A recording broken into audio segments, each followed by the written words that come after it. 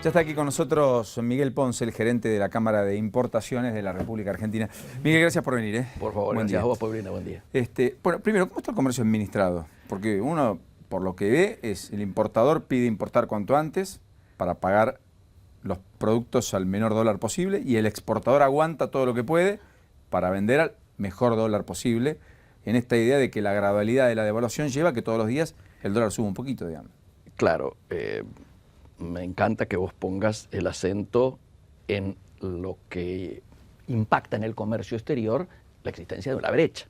Acá el origen de toda esta situación que vos bien relatás o describís, que por supuesto no es generalizado, porque muchísimos importadores, el 99, el 100%, uno podría decirlo en términos, están pidiendo lo que necesitan. Después vamos a explicar la distorsión en los números que está viendo a partir del arrastre del tiempo de Guillermo Moreno, no resuelto aún. Las de JAI, digamos. Las de JAI, las declaraciones juradas anticipadas de importación, que es la única herramienta que ha quedado vigente para esto que se denomina comercio exterior administrado. Porque vos te acordarás, hasta que volvimos con la presidenta de la Nación, va a ser un año, de la misión a Oriente en los 3 países, donde logramos convencerla que levantara las licencias no automáticas que coexistían con las declaraciones juradas, hecho que realizó ni bien bajó del avión, obviamente no por el pedido nuestro, que había sido muy fuerte, sino porque el fin de semana siguiente se encontraba con Angela Merkel en Chile en el acuerdo Unión Europea-Mercosur, y el principal problema que estábamos teniendo en la OMC era el panel que se había armado por la existencia, el no cumplimiento, de acuerdo a las reglas de la OMC, de las licencias no automáticas. Entonces las levantó. Al eliminar el hecho, la posibilidad de que hubiera problemas se achicó muchísimo. Volvemos de que hubiera problemas con Merkel, digo, ¿no? En el encuentro. Claro, efectivamente. Esto ha quedado como planteo, y cuando vos retomás esta situación, aquí cualquier empresario se da cuenta que con brechas del 50, 60, 70% no se puede instrumentar ninguna política de reposición. ¿Cómo una empresa prevé a cuánto va a tener que reponer lo que venda hoy, o un productor prevea el reclamo que va a tener que hacer por el repuesto que necesite si tiene esta brecha, si no se puede? Entonces, esto era imprescindible de resolverlo. El problema es la forma en que se está resolviendo. Se está resolviendo con un manejo, yo diría, autónomo de cada sector, porque uno dice Fábrega entiende muy bien de esto. Presidente del Banco Central. Presidente del Banco Central, hemos trabajado juntos cuando él era presidente y antes gerente general en el Banco Nación. Él está produciendo un proceso de, diríamos, achicamiento de la brecha a partir de la aceleración en la devaluación del real. Esto está por otro lado, tenemos Galucho. Dice, a ver, el problema energético de las no inversiones tenía que ver con los valores, ¿no es cierto?, de la nafta, de los combustibles, etcétera. Está produciendo un reclamo. Claro, en el marco de esto se piden acuerdo de precios y piden paritarias. Cuando en realidad la nafta subiendo al 6% mensual, como sucedió a comienzos de este año, golpea directamente en la actividad comercial. El 90% de lo que se transporta en el país es por rutas. Y el 30% del costo de un producto muchas veces es el transporte, flete. Absolutamente, y depende del tipo, porque algunos son mucho volumen, poco peso, y por lo tanto la influencia es mayor. Esto tiene mucho que ver, ¿no es cierto?, con la estructura de costos, esto que ahora se está poniendo... Que explica, que explica en buena medida además las distorsiones de precios entre una región y otra, muchas veces. Absolutamente. Ahora, lo importante, ¿por qué decíamos que esto tiene que ver con la herencia, ¿no es cierto?, de lo que viene de la etapa anterior?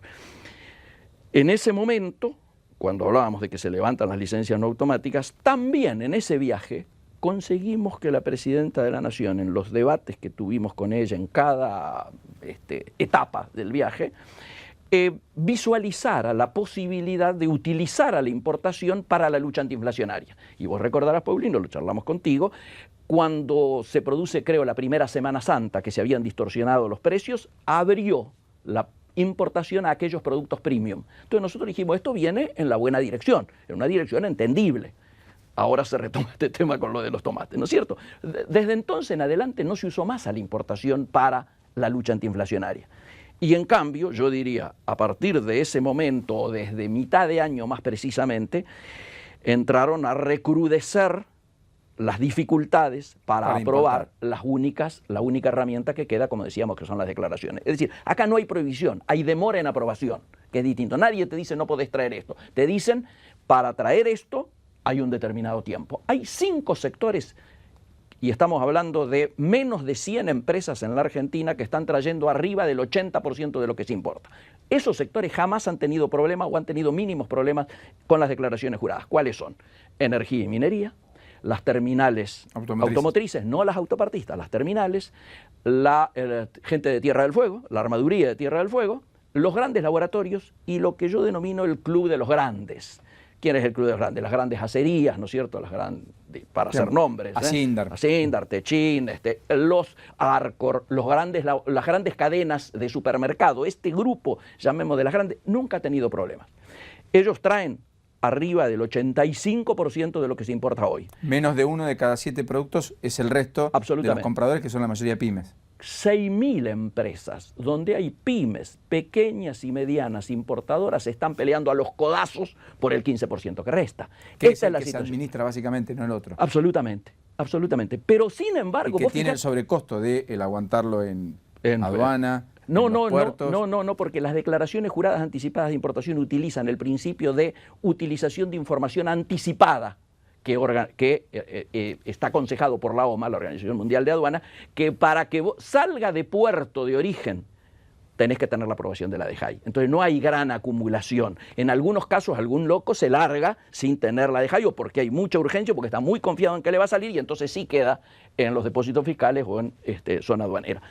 El tema es que, sin embargo, este 15%, estas 6.000 empresas han originado un proceso de distorsión en el sistema administrado, como vos decís, que hace que hayamos pasado en el primer año de un promedio diario de presentación de entre 2.800 y 3.000 declaraciones juradas. Cuando se va Moreno, en el 2013, él decía que estaba entre 5.600 y 5.800, casi 6.000 por día, o sea, se había duplicado. Costa está diciendo que está recibiendo entre 16 y 17.000 por día. Pedidos.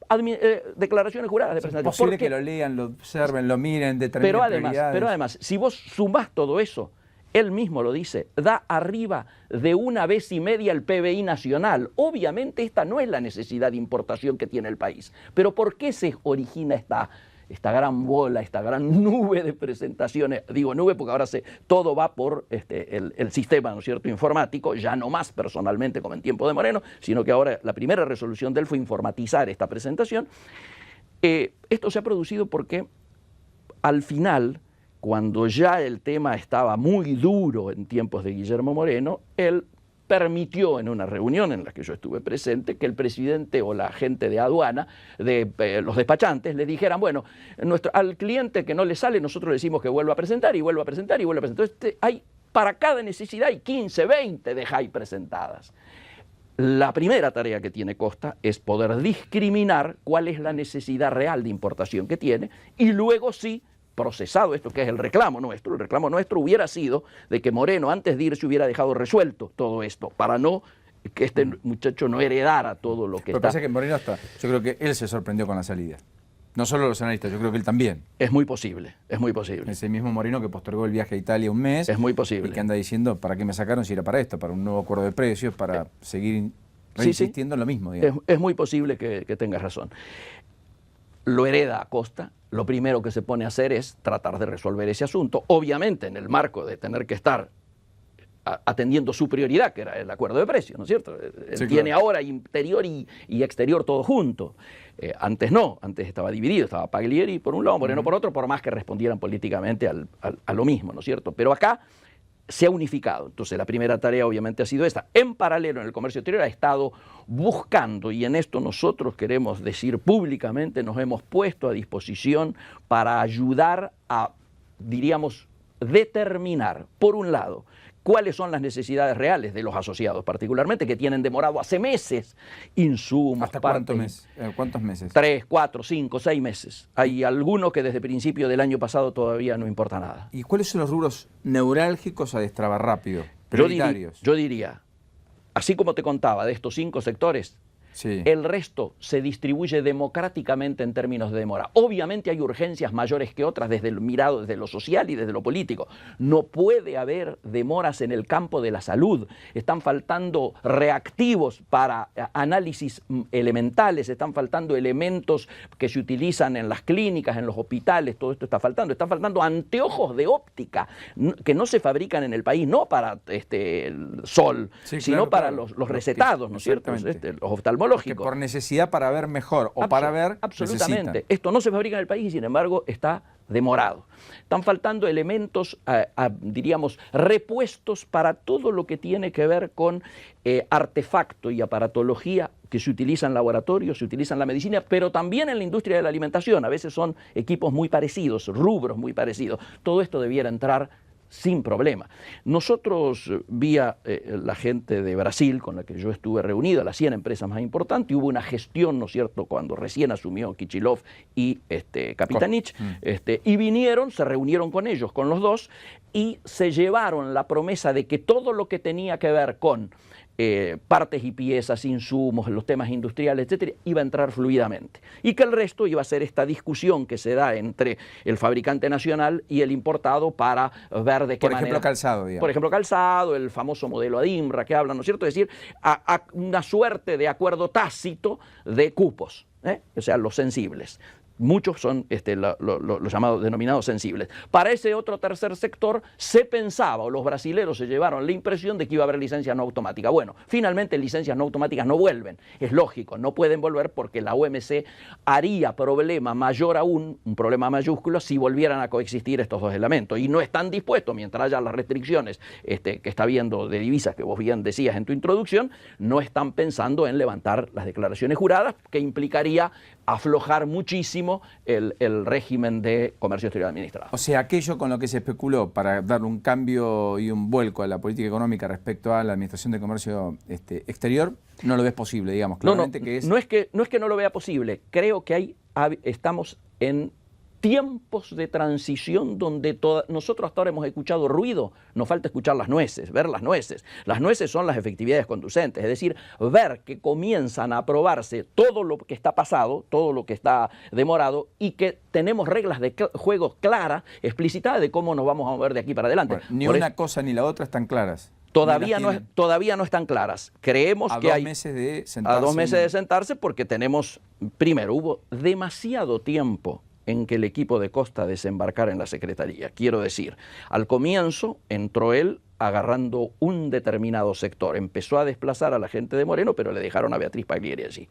Luego nombran a Beatriz Paglieri en aduana, número 2 de aduana, la corren hace muy poco, y ahora sí él podría decir, recién ahora tengo completado mi equipo. Con lo cual tendrá un mes para analizar todas estas cosas. Esperemos. Yo espero que antes hay ciertas cuestiones que debieran ser resueltas ya, porque está habiendo muchas situaciones en el interior del país, en la capital, en todos lados, vinculado a temas como el de la salud que tocaba recién, pero esencialmente insumos, partes y piezas, muchas pymes, muchos repuestos están faltando en muchos lugares y esto ya está originando que se hayan suspendido horas extras, se adelanten vacaciones y claramente, como lo dice el ministro de Trabajo, se ha detenido la generación de empleo genuino en la Argentina. Ahora, usted lo que me está diciendo, va un paso más allá, es que todo esto está perjudicando ya una cuestión muy sensible. Que es el trabajo. Exactamente. Sí, y las exportaciones. A ver, nosotros, se dice, ayer se larga un programa, o antes de ayer se anuncia la necesidad de impulsar las exportaciones, etc.